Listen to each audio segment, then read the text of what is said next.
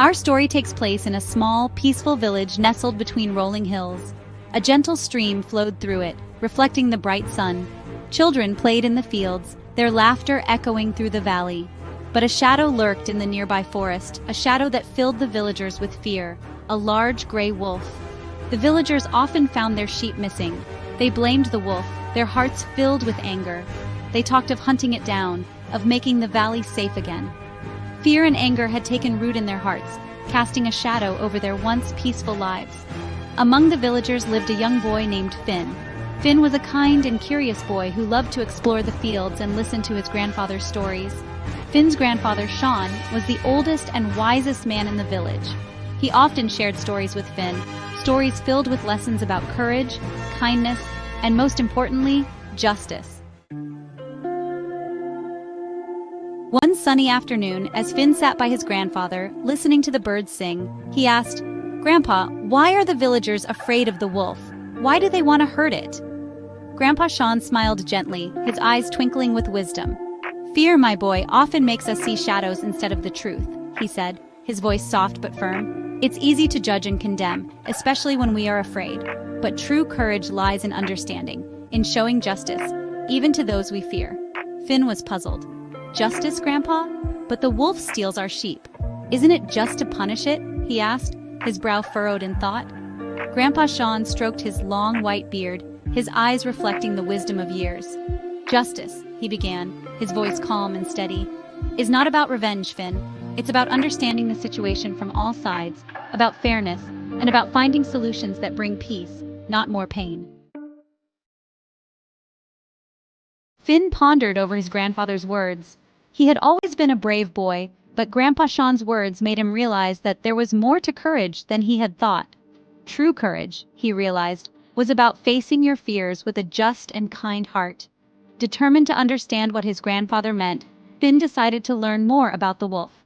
He started observing the forest, looking for clues. He noticed footprints that were too large to belong to their sheep. He found tufts of gray fur caught on branches. Slowly, Finn began to piece together a different side of the story. One evening, Finn gathered all his courage and approached the village elders. "Please, sirs," he began, his voice small but determined, "I think we need to understand why the wolf takes our sheep before we punish it. Maybe it's not about being bad, but about needing help." The elders were taken aback by Finn's words. No one, especially a child, had ever dared to question their judgment. But there was something in Finn's earnest eyes, a spark of courage and kindness, that stayed their hands. Section 4. The Young Lion and the Cruel Jackal. Seeing their hesitation, Finn decided to share a story his grandfather had once told him, the story of the young lion and the cruel jackal. The story was about a young lion wrongly accused of stealing food from the other animals. Blinded by anger, the animals decided to punish the lion without giving him a chance to explain himself. "But," Finn continued, his voice gaining strength, "the lion was innocent. It was a sly jackal who had framed the lion. Only when the wise old owl decided to investigate the situation fairly was the truth revealed." Finn looked at the elders, his young eyes filled with a plea. "Justice," he said, echoing his grandfather's words, "is not about revenge. It's about understanding the truth and finding a solution that brings peace."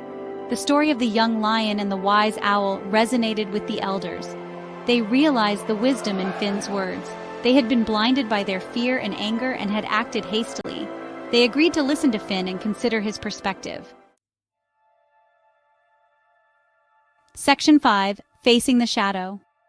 Armed with the elders' permission and his grandfather's wisdom, Finn ventured into the forest. He wanted to find the wolf and understand why it was taking their sheep. He walked for hours, his heart pounding with a mix of fear and determination. Finally, as the sun began to set, casting long shadows through the trees, Finn came face to face with the wolf. The wolf was indeed a fearsome sight, large and gray, with eyes that seemed to pierce through Finn's soul. But Finn stood his ground, remembering his grandfather's words about courage and justice. He took a deep breath and spoke, his voice surprisingly steady. "Why do you take our sheep?" The wolf looked at Finn, surprised by the boy's courage. It had expected anger, fear, even an attack. Instead, here was this small boy looking at him with concern in his eyes. The wolf sighed, a deep rumbling sound, and replied, its voice surprisingly gentle, My pups, they are starving. I had no choice. Section 6. Peace in the Valley. Finn's heart went out to the wolf. He now understood that it wasn't driven by malice but by a desperate need to feed its young. He remembered his grandfather's words about finding solutions that bring peace. He promised the wolf that he would help and returned to the village. Finn told the villagers about the wolf's pups and their plight. He reminded them of Grandpa Sean's words about justice and understanding. The villagers, touched by Finn's courage and the wolf's plight, agreed to help. They left food at the edge of the forest for the wolf and its pups. In return, the wolf stopped taking their sheep. The villagers, relieved and grateful, learned a valuable lesson about justice and understanding. They realized that fear and anger only breed more pain, but kindness and empathy can bridge even the deepest divides. And so, peace returned to the valley, stronger than before, built on a foundation of justice, understanding, and a little boy's courage to face his fears and choose